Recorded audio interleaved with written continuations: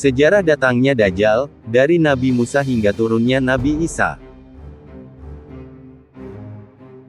Dan dia akan muncul di muka bumi seluruhnya, kecuali dua tempat suci, Mekah dan Madinah, serta Baitul Maqdis.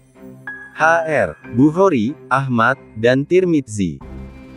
Menurut Dr. Isa Daud, kemunculan Dajjal di segitiga Bermuda, 2000, Dajjal lahir 100 tahun sebelum kelahiran Nabi Musa AS. Ia terlahir dengan nama Musa. Kata ini diambil dari bahasa Mesir, yang artinya terapung. Karena memang Dajjal pada masa kecilnya terapung di atas air karena bencana tsunami di negeri Samirah, Palestina. Nama lengkap Dajjal adalah Musa Samiri, yang artinya, Musa dari negeri Samirah. Jadi ada dua Musa yang populer di kalangan Bani Israel, yaitu Musa bin Imron, yang kelak menjadi Rasul, dan Musa Samiri, yang merupakan cikal bakal Dajjal dan utusan iblis laknatullah. Dajjal terlahir dari keluarga penyembah patung sapi, yang dalam Quran disebut Ijelu, anak sapi. Dajjal terlahir dari perkawinan sedarah. Dampak dari perkawinan ini, menjadikan Dajjal menjadi manusia cacat, dengan mata buta sebelah. Sejak kelahirannya, Dajjal tidak mau menyusui dan senantiasa tertidur, hingga mengakibatkan payudara ibunya mengalami pembengkakan hebat dan menimbulkan panas yang luar biasa. 2 bulan kemudian ibunya meninggal. Pada saat itulah di negeri Samirah gempa di dasar laut yang menimbulkan tsunami yang sangat hebat. Seluruh negeri itu hancur dilibas banjir. Nyaris penduduk pulau itu tak ada yang tersisa. Atas bencana ini, Allah mengutus Jibril untuk menyelamatkan bayi Samiri, biang Dajjal itu. Ia pun diselamatkan Jibril ketika terapung di atas laut dan diselamatkan ke dalam sebuah gua. Di dalam gua di tengah pulau terpencil itulah, Samiri dirorok oleh malaikat Jibril. Menurut riwayat, Samiri diberi air susu dari surga yang keluar dari jempol malaikat Jibril. Begitulah hari-hari Samiri dibesarkan dalam asuhan Raja Malaikat, Jibril AS. Banyak pengetahuan yang didapat Samiri dari Jibril, meski bukan dalam kata-kata. Di antara pengetahuannya adalah, setiap benda yang disentuh oleh Jibril bisa hidup. Seolah-olah ada ruhnya, karenanya Jibril diberi gelar Ruhul Kudus atau Ruhul Amin. Konon ketika Nabi Isa menghidupkan orang-orang mati di hadapan Bani Israel, Jibrilah yang membantunya, dengan cara menempelkan sayapnya di atas kuburan-kuburan. Pengetahuan inilah yang kelak menyesatkan Bani Israel, menjadi penyembah patung anak sapi dari emas, ketika Nabi Musa bersemedi di Gunung Tursina selama 40 hari. Kisah ini dengan sangat panjang lebar dimuat dalam Quran Surat Taha. Pada usia muda remaja, keluarlah Samiri dari persembunyiannya. Sejak itu Samiri punya cita-cita aneh. Ia bercita-cita ingin menjadi Tuhan, dan agar manusia menyembahnya. Ini dikarenakan Samiri punya keistimewaan, berkat pergaulannya dengan malaikat Jibril. Di samping itu, Samiri punya kelebihan dari Allah berupa kecakapan luar biasa dan kesehatan. Diriwayatkan, Dajjal tidak pernah tua dan pikun. Setiap mencapai usia 100 tahun akan menjadi muda kembali. Itulah antara lain kelebihan Allah yang diberikan kepada Dajjal Samiri. Maka dalam perjalanannya yang pertama ini, Dajjal berinisiatif untuk mendatangi guru-guru sihir ternama dan berguru kepadanya. Di antara guru ternama itu seorang penyihir dari Yaman. Tentu saja setelah mengunjungi dan menjajal master-master sihir di Mesir, yang memang pada waktu itu profesi sihir banyak dimanfaatkan oleh para Firaun. Akhirnya Samiri berhasil mengalahkan guru-gurunya dalam ilmu sihir. Dengan dasar inilah, hingga kini, Dajjal sebagai master sihir tiada duanya di seluruh dunia di samping penguasaannya pada teknologi. Dalam perjalanannya, Dajjal selalu datang pada setiap masa kenabian untuk menyesatkan umat manusia. Pertama kali ia pernah menyesatkan Bani Israel dari penyembahan kepada Allah kepada patung sapi dari emas. Sungguh suatu prestasi yang mengagumkan. Disebut mengagumkan karena pada waktu itu ada Nabi Harun sebagai pembimbing ruhani di tengah-tengah mereka. Dan yang jelas Musa masih hidup. Hanya saja sedang bermeditasi di Bukit Tursina. Pada zaman Nabi Isa ia pun datang. Namun diusir oleh Nabi Isa. Namun berhasil menyesatkan umat, setelah kematian Nabi Isa pada usia 33 tahun. Penyesatan Samiri selalu masalah akidah. Bani Israel setelah Nabi Isa mayoritas tidak lagi menyembah Allah yang esa, melainkan lahir konsep tiga Tuhan, Trinitas, penebusan dosa, peniadaan tradisi khitan bagi laki-laki, menghalalkan babi dan riba dan perbuatan-perbuatan bid'ah lainnya. Samiri menyebarkan gagasannya ini melalui murid kesayangannya yang bernama Paulus, Saul, yang kemudian mengaku dirinya sebagai rasul. Dalam sejarahnya Saul merupakan musuh Nabi Isa. Sama seperti Samiri, Saul dilahirkan dan hidup di tengah-tengah keluarga Yahudi yang doyan menyembah anak sapi. Di samping itu juga, Saul hidup sebagai seorang filosof pagan yang memadukan antara filsafat Yunani dan ajaran Yahudi. Kelak Saul tidak hanya mensintesakan dua ajaran itu tapi lebih jauh membuat sintesa dengan ajaran-ajaran di Timur Dekat dan wilayah bulan sabit yang subur. Tidak hanya itu, Saul juga membuat gereja-gereja di seluruh dunia. Inilah cikal bakal Katolikisme. Katolik secara harfiah artinya dunia I. Pada zaman Rasulullah SAW, Samiri mendatangi dan hidup dengan para sahabat. Ia memiliki nama samara, Dihyatul Kalbi. Umar bin Khattab bermaksud membunuhnya. Namun Rasulullah melarangnya. Sama seperti nabi-nabi terdahulu, Musa dan Isa, selalu membiarkannya. Karena dibiarkan hidup, Samiri leluasa bergerak menyesatkan umat. Sekte-sekte sesat dalam Islam dan nabi palsu pasti tidak luput dari proyek Samiri, sang Dajjal. Ribuan hadis palsu yang dibikin oleh orang-orang Yahudi dan orang Muslim munafik, pasti mendapat sentuhan dari tangan Samiri.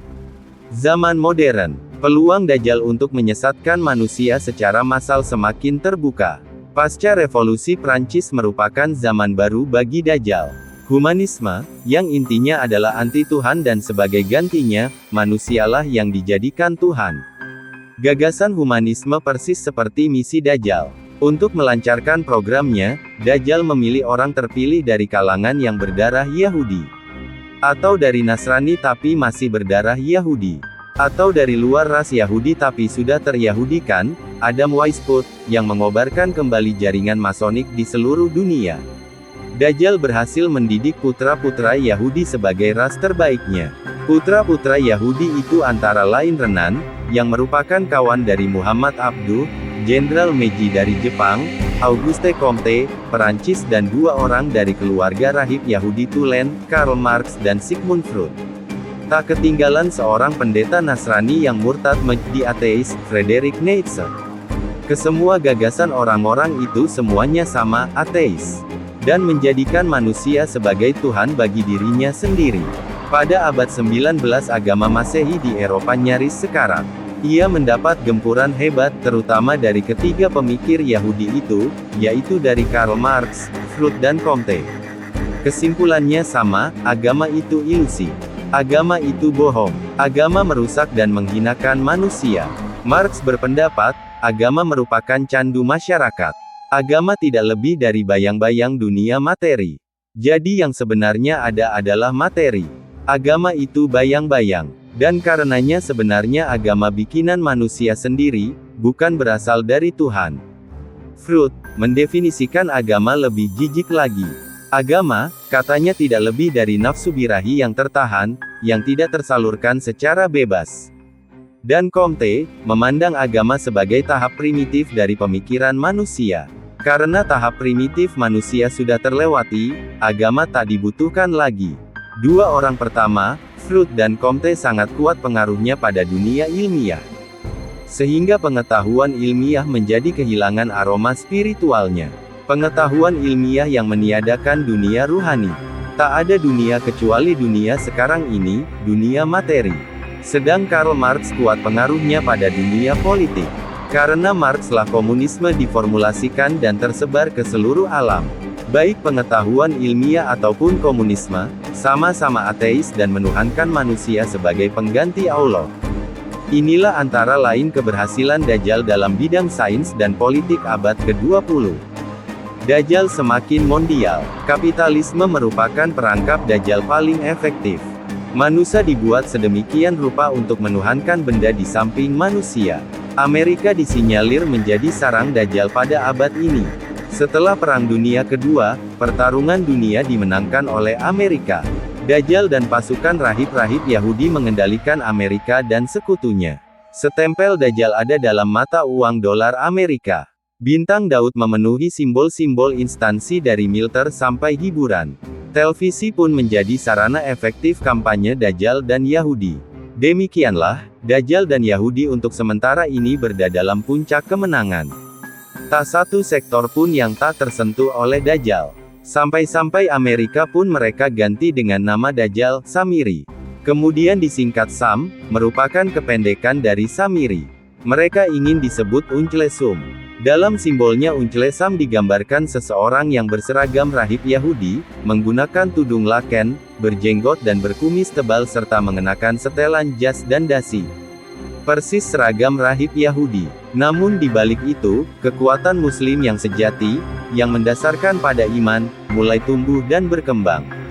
Orang-orang Islam dari berbagai kalangan mulai bergairah mengamalkan agama. Masjid-masjid sedikit demi sedikit mulai dipenuhi jamaah. Salat berjamaah, yang merupakan amalan paling ditakuti oleh Dajjal dan Yahudi mulai marak dilaksanakan di masjid-masjid. Orang-orang mulai tertarik kepada amalan sunnah Rasulullah, dari mulai ibadah, muamalah, muasyarah sampai pada pengobatan. Amalan sunnah ini salah satu amalan yang paling ditakuti oleh kaum kufar setelah dakwah dan salat berjamaah. Dari segi politik, kaum muslimin kini telah merangkak menuju kepemimpinan Khilafah ala Minhajin Nubuwah. Suatu sistem politik yang pernah ada pada zaman keemasan. Walau belum menampakkan hasil secara politik, tapi sesungguhnya keberhasilan itu ada. Namun kekuatan itu mengalir laksana air, pelan, lembut namun pasti, tengah menuju kepada kekuatan dahsyat. Imam Mahdi Al-Muntadhar, yang dulu masih menjadi pertanyaan bagi sebagian kaum muslimin, kini kepemimpinan itu menjadi lebih mungkin terwujud dalam waktu dekat. Semakin banyak kaum muslimin yang optimis akan kedatangan Imam Mahdi sebagaimana dijanjikan oleh hadis Nabi. Justru keyakinan ini timbul bagi orang-orang istiqomah memperjuangkan Islam dan umatnya. Kelak Imam Mahdi beserta pasukan kaum muslimin yang beriman, mula-mula akan menaklukkan Mekah yang kini dikuasai oleh Wahabisme Salafisme, yakni suatu gerakan yang banyak memecah belah kaum muslimin daripada mempersatukannya. Suatu gerakan yang banyak menguasai masjid dengan masalah fikihnya dengan cara menyakiti umat dan sedikit pun tidak mampu membendung arus kristenisasi. Lebih banyak mengeluarkan umat Islam keluar Islam, dengan cara menuduh bid'ah daripada memasukkan orang kafir ke Islam. Atau paling tidak memasukkan orang Islam ke dalam Islam sendiri. Setelah menaklukkan Wahabi dan Salafi di Jazirah Arab, Al-Mahdi akan menaklukkan Persia. Pusat Syiah dan bid'ah terbesar di dunia. Bahkan Dajjal kelak akan keluar di negeri ini, yakni di negara bagian Isfahan, Persia. Turki sekuler menjadi sasaran selanjutnya. Dalam struktur Masonik internasional, Turki dimasukkan sebagai suku ke-13 dari ras Yahudi. Kita tidak tahu persis ras Yahudi yang jumlahnya 12, menjadi 13 setelah mendapat tambahan dari ras bangsa Turki. India, menjadi target selanjutnya. Inilah pusat kegelapan dunia di zaman modern. Saat orang telah meninggalkan penyembahan pada binatang, India masih saja menyembah binatang. Sapi, monyet dan ular diyakini sebagai tuhan-tuhan mereka. Kalau saja tidak orang-orang dakwah, India merupakan miniatur bangsa kuno di abad modern. Suatu saat pada masa Imam Mahdi, 1 miliar penduduk India akan masuk Islam. Target selanjutnya adalah bangsa Kiraman, demikianlah Nabi Muhammad menyebutnya. Nabi menyebutkan ciri-ciri orang Kirman adalah bermata sipit. Ini mengisyaratkan kepada bangsa-bangsa yang berada di Asia Timur, Cina, Jepang, Mongol, Korea dan termasuk Indonesia. Karena Indonesia secara genealogis berasal dari Cina. Hanya kulitnya saja yang berbeda karena perbedaan iklim antara Asia Timur dan Asia Tenggara. Pada asasnya sama. Akhirnya Imam Mahdi dengan dibantu oleh Isa bin Maryam akan mendatangi Roma, pusat Katolik dan pusat bid'ah dalam tradisi agama Abraham, Nabi Ibrahim. Pada saat inilah Isa dan kaum muslimin yang beriman akan bersemangat menghancurkan salib, sebagai simbol kemusyrikan dan merupakan bid'ah besar dalam tradisi Abrahamik. Selain itu juga akan memusnahkan babi, yang pernah dihalalkan oleh Paulus, pendiri Katolik. Pada saat inilah seluruh orang-orang Nasrani akan berduyun-duyun masuk Islam. Setelah peristiwa ini manusia terbagi dua, Islam dan Yahudi. Mengapa demikian? Karena seluruh manusia telah memeluk Islam. Kecuali bangsa Yahudi. Bangsa yang kini tidak lebih 12 juta ini memilih mati daripada harus memeluk Islam. Akhirnya mereka dibunuh oleh kaum muslimin tanpa kecuali. Hingga akhirnya kaum Yahudi lari terbirit-birit dan bersembunyi di balik bebatuan dan pepohonan. Anehnya, saking bencinya batu dan pohon itu atas orang-orang Yahudi, mereka pun memberitakan tempat persembunyian Yahudi kecuali pohon Gorkot. Kata Nabi, karena ia merupakan pohon Yahudi. Pada penaklukan Roma itu pula, Dajjal, si pengecut keluar dari persembunyiannya. Dalam hadis disebutkan, Yahruju Dajjal min Isbahan ma'asabina junudan min al-Yahud, akan keluar Dajjal beserta 70.000 pasukan Yahudi di Isbahan. Pada hadis lain, disertai pula dengan 70.000 ulama jahat, para wanita yang tidak menutup aurat dan para pemusik. Dajjal akan menyerang Syam Palestina, menghancurkan pasukan Imam Mahdi dan Isa bin Maryam. Pada waktu itu setelah salat subuh, jamaah masjid yang dipimpin oleh Al-Mahdi keluar. Sementara Dajjal bermaksud menyerangnya. Nabi Isa dan pasukan kaum muslimin bertemu dengan pasukan Dajjal. Kedua pasukan itu pun bertemu. Terjadilah perang campuh, hingga akhirnya seperti diceritakan di atas. Ketika pasukan Yahudi mulai keteter, Dajjal bermaksud melarikan diri. Namun ia kepergok oleh Isa bin Maryam di gerbang Lut, Palestina. Saat berhadapan dengan Isa putra Maryam, badannya mendadak meleleh seperti lilin kena api. Atau dalam lain riwayat, seperti garam terkena air. Hancur. Maka setelah itu musnahlah sejarah Dajjal yang bercokol membuat fitnah dan bid'ah selama lebih dari 4.500 tahun. Pasca pembunuhan Dajjal, dunia diliputi keamanan dan kedamaian. Kemakmuran material dan spiritual mendapat titik temu. Dunia dipimpin oleh seorang yang adil, kuat dan saleh. Itulah Al-Mahdi. Dialah khalifah terakhir kaum muslimin dan dunia, khilafah alamin hajin nubuwah. Terima kasih telah berkunjung di channel ini. Jangan lupa klik tombol like, subscribe dan komennya agar channel ini terus berkembang. Akhir kata, assalamualaikum warahmatullahi wabarakatuh.